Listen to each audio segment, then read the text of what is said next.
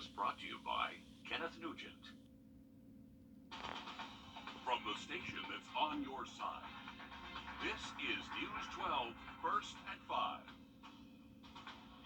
South Carolina saw 2 mass shootings in less than 24 hours over the weekend, and there's still no word of a suspect in that second one. We're going to get the latest from Columbia as well as Hampton County. Just in the last hour, we're learning new developments in the Columbia Mall shooting over the weekend. The Columbia police chief just announced another person has now come forward as being a victim of that shooting, bringing the total to 15 people injured. 9 of them were shot. One of them is still in the ICU tonight. The police chief also announcing a second arrest and new charges for the suspect arrested yesterday. Marquise Robinson and Juwan Price now facing multiple charges, including attempted murder, 9 counts of aggravated assault, and unlawful possession of a pistol. Columbia police also announced they're searching for a third suspect. Police say Amari Sincere Jamal Smith is wanted for attempted murder, 9 counts of aggravated assault, and unlawful possession of a pistol. We do not have his mugshot. Police say he is considered armed and dangerous. Police say 3 people were detained shortly after that shooting, one of them Juwan Price. He appeared in court over the weekend where their lawyer says his role in the shooting was in self-defense. Chaos at the Columbiana Mall after a shooting Saturday afternoon. CPD says 3 suspects showed guns and 1 appeared before a Columbia City judge on Sunday. Judge Crystal Rookard gave Juwan Price a $25,000 bond with conditions. Even though they're not victims per se of the charge, but you can understand not having any contact with those involved. All right? Do you understand what that means when I say those involved? Price is only charged with unlawful carrying of a pistol and is not charged with any crimes for shooting anyone. His attorney, Representative Todd Rutherford, says Price did shoot his gun, but it was in self-defense. He was clearly attacked. He was attacked by 2 people shooting at him in Columbiana Center. Again, his thoughts and prayers go out to those that were injured in this incident. It was unprovoked by him. He called the police, turned himself in, turned over the firearm that was used in this, and gave a statement to the Columbia Police Department. Rutherford says the gun is legally owned, but Price does not have a concealed weapons permit. There are those that argue the Second Amendment to the Constitution gives us the right to bear arms. Although the statute restricts that, there are those that argue that the statute doesn't have the right to do that. And maybe this is the case where we'll find out. Rutherford says Price knows who the other 2 alleged shooters are and has some idea of what the conflict was, but he declined to elaborate. He says Price called his family, who then notified CPD where he could be found and peacefully arrested. Less than 24 hours after the shooting in Columbia, police in Hampton County responded to a mass shooting at a bar. That's where shots were fired early Sunday morning. Today, the Hampton County Sheriff's Office says 7 people in all were injured in that shooting. SLED had initially reported 9 were injured. Officials say bystanders took all 7 people to the hospital and that it appears to be a random act. Witnesses tell reporters they ran for their lives when shots rang out from outside the back of the club. Scattered a bunch of commotion, people running, girls screaming, a lot of shoes being left behind. A lot of everything being left behind.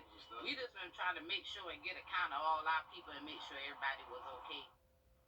The lounge, called Kara's Lounge in Furman, South Carolina, was hosting an Easter bash at the time of the shooting. It's located just an hour north of Savannah. SLED has taken over the investigation. So far, there's no word on any suspects. Here at home, Richmond County deputies are investigating 2 fatal shootings over the last couple of days. The latest just after 7:20 this morning here on Old Savannah Road. At the scene, deputies found 72-year-old Johnny Coleman shot at least once. He was pronounced dead just before 8 o'clock.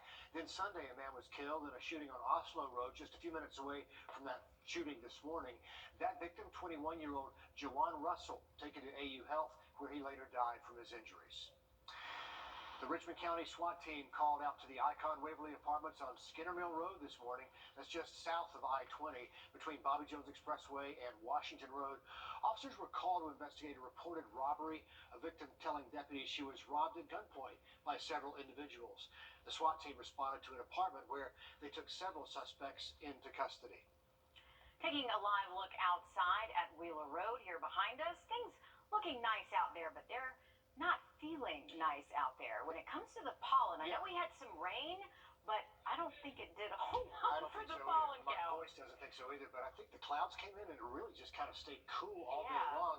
So here's Riley to talk us through what's going on out there.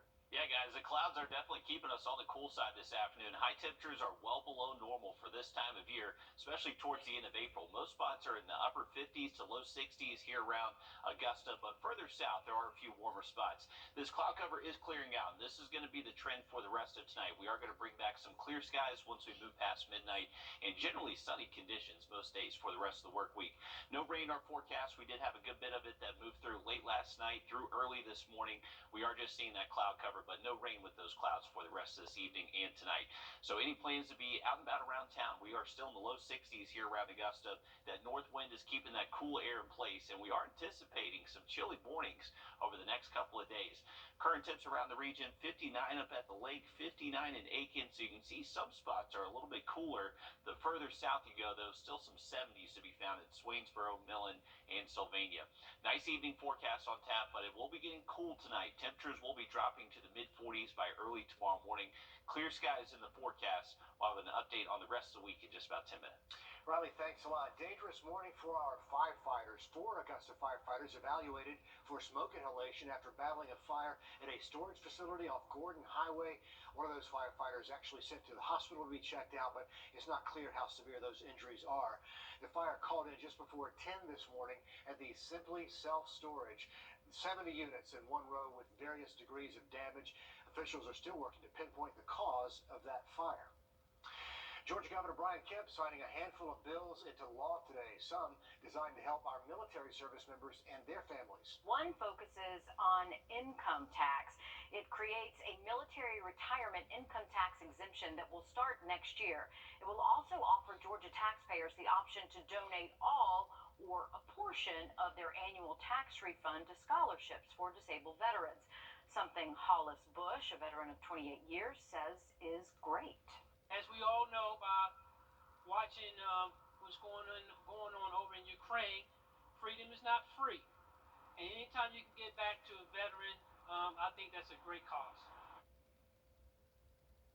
He says the bill will tax defer $17,500 for active duty and veterans, and for those still working after service, it's double for a combined $35,000 that can be tax deducted.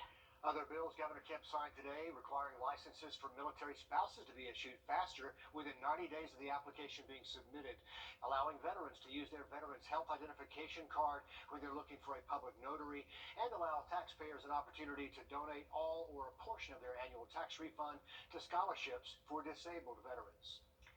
A federal judge in Florida today struck down the Biden administration's mask mandate on planes and other forms of public transportation. An order that was originally going to expire today was recently extended to May. Now, it's unclear how quickly the ruling will go into effect at airports or translate across the country, or if the Justice Department will even file an appeal. There is a forum for voters to learn more about the candidates running for the District 3 seat on the Columbia County Board of Education. That is happening tomorrow at 6:30. It's at the Evans High School Auditorium. The event is hosted by the Columbia County Republican Party. As voters get ready to head to the polls next month for the primaries, the Richmond County Board of Lights. If you're looking for a way to get back to the community, the Shepherd Blood Center is hosting a series of blood drives all week long. You can see there are a couple of options coming up in North Augusta tomorrow. There will be in Augusta and Sandersville on Thursday. The full list is posted on their Facebook page. They also have a Thank the Donor program that lets recipients anonymously thank the person who donated the blood that helped them. The donation is marked with a green heart tag. Then the person who gets the blood can send a thank you message at thankthedonor.org. Still to come here, first at 5, a father and daughter together again after 30 years. The reunion they've both been waiting for when First at 5 continues. Riley. Well, after 3 straight days of rain, we're finally drying out for the rest of the work week. We'll have an update on that forecast just after the break. Time and After nearly 3 decades, a father and his daughter are back in each other's lives. This is a reunion photo of George Moore and Jaquetta Sutton along with their family. Sutton says they only met once when she was younger, but her kids, they kept asking questions about their grandfather. So she turned to DNA testing, and she says matching with one of her relatives led to reuniting that family. Family members that hadn't spoken to one another in a long time got back together through my research or what have you, but this is the first time that father and a daughter have come together. Timing is everything. Timing is of the essence. It all happens when it's supposed to. It was a sign of relief to know him and to also meet other relatives. The few generations came together in Greenville, North Carolina, and the smiles say a lot right there. To weather now, and you know what? The cloud cover came in, and it really was cooler than I was expecting. I wasn't paying attention to the forecast from over the weekend. It was caught me by surprise. It was cold when I walked outside this morning. I mean, we went from, you think, after Easter, it's going to be warm. There's this, I don't know, unwritten rule here in the South that it's going to be warm. So this morning it was a bit of a rude awakening. And the weirdest thing was that temperatures were actually warmer this morning than they were this afternoon. Yeah, it got colder. That's right. So we did have that front that pushed through. That brought us that rainfall earlier today, but now that's moving east, and we're going to see actually some chilly air over the next couple of mornings. So temps down to the 30s most likely by Wednesday morning. Definitely keep that on the calendar. Wednesday morning is going to be cold, folks. But cloudy skies over Aiken County at the moment. These clouds will be clearing out once we move past around midnight tonight, but these will linger through this evening. We're only at 56 degrees right now in Aiken, with temperatures that were generally in the mid to upper 60s early this morning. So they've dropped about 10 degrees throughout the day. Winds are out of the north, just drawing down that cool air for us, and the rain is over with. We are going to see some clouds the next few hours, but luckily that rain has moved out. Here's a look at the heaviest rain reports across the area. Right in southern Saluda County, right at the Tri-County border of Aiken, Edgefield, and Saluda, that's where the hot spot was. That was 4 to 5 inches of rain that fell late last night and early this morning. Right along the Edgefield and Aiken County line, about 2 to 3 inches there. For us here around Augusta, stayed close to an inch officially at both our airports. But generally just cloudy skies. No rain to look at on radar currently across the CSRA. This front is just gradually going to move towards the coastline, and that's when our skies will finally clear out by later tonight. But take a look at this temperature divide. Upper 40s in Winston-Salem, but low 80s in Savannah. We're right in the middle here between Augusta and Columbia, so anywhere from mid-50s to low 60s. But some of our southern counties did top out close to 80 degrees this afternoon, believe it or not.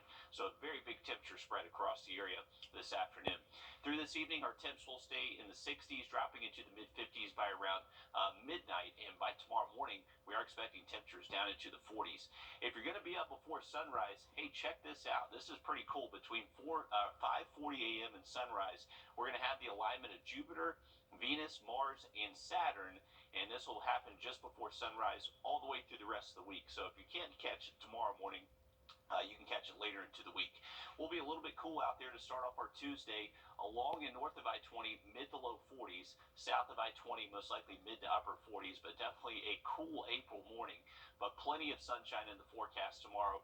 Beautiful conditions. Just going to see those temperatures a little bit cooler than average, most likely staying in the mid to upper 60s tomorrow afternoon. Wednesday, Thursday, we'll gradually see just a few more clouds, but generally just dry weather and getting warmer all the way into the weekend, mid-80s by Saturday and Sunday. All right, wow, talk about a temperature swing. Thanks, Riley. Mount Sinai Missionary Baptist Church hosted a drive-through food drive today. People were able to come by between 1 and 3 o'clock to donate what they could. The pastor tells us this is part of an effort to start an outreach program with the goal to feed between 80 and 100 people. Oh, yeah, great, because, you always have people in the community that need the church help and the church involvement, and so it's an ongoing thing. Because people are always seeking help, and we're striving to help. Carter says they aren't sure how often they plan to hold food drives in the future, since this is their first one, but they hope to continue helping as much as they can. Coming up here first at 5, Rural veterans say they're having a tough time connecting with VA health care. Now there's a new bill that could ease that burden. The Live by Camera Network. A missing child has been found safe while her father Wiped out. A missing child has been found safe while her father is now charged with her mother's murder. Police have accused 27-year-old Gregory Norwood of kidnapping his daughter after killing her mother near Atlanta this weekend. 31-year-old Crystal Hyatt was found dead Saturday night. When the body was discovered, the child was found missing, triggering an Amber Alert. The GBI identified the father as the suspect. He was arrested in Newton County. I mean, we were all just shocked. We had neighbors coming up, and we were all just shocked about what happened. I'm just really sad for the mother and so forth, and the kids that were all involved around. I mean, they were all out here all day. Norwood faces kidnapping and murder charges. Back from combat and dealing with health problems, that is a common issue for our nation's veterans. Some veterans who live in rural areas say where they live makes it even more. Lawmakers advocating for the Rural Veterans Act hope the Veterans Affairs Committee picks the bill up, but of course that remains to be seen. And we will track it. Riley? Well, we just got done with a very wet weekend, had rain chances both yesterday and Saturday, but looking ahead to this weekend, beautiful weather, sunny skies, and high temperatures above average into the mid-80s. Now looking at 7 days just after the break. Wow! Breaking news to update you on the story about a fire on Gordon Highway this morning. We're learning 3 more firefighters were taken to Doctors Hospital. Earlier, we reported 4 were treated for smoke inhalation. Officials also say 50 of the 76 storage units suffered damage. But again, we are continuing to work to learn more information. Riley. All right, here's a current look outside of our studios. Cloudy skies, those will start to break up as we head into later tonight. In Augusta, we're at 62, but just a short drive to Aiken, you're in the mid-50s, so a big temperature spread across the area. But it will be a cool start tomorrow morning. Looking ahead to tomorrow evening, though, Tuesday, Green Jackets baseball is back. Opening night, it's also First Responders Tuesday, and they're also going to give away a rally towel to the first few people that show up. So first pitch is at 7:05, and the weather looks great for it. Temp should be in the 60s right around first pitch at 7. Beautiful weather through most of the work week. Temperatures gradually just getting warmer each afternoon through the week, and eventually hitting the mid-80s this weekend. All right, thanks for that, Riley. Still ahead, allegations the Augusta mayor had an affair with an ex-consultant. News 12, First at 5, continues after a short break. Don't go anywhere.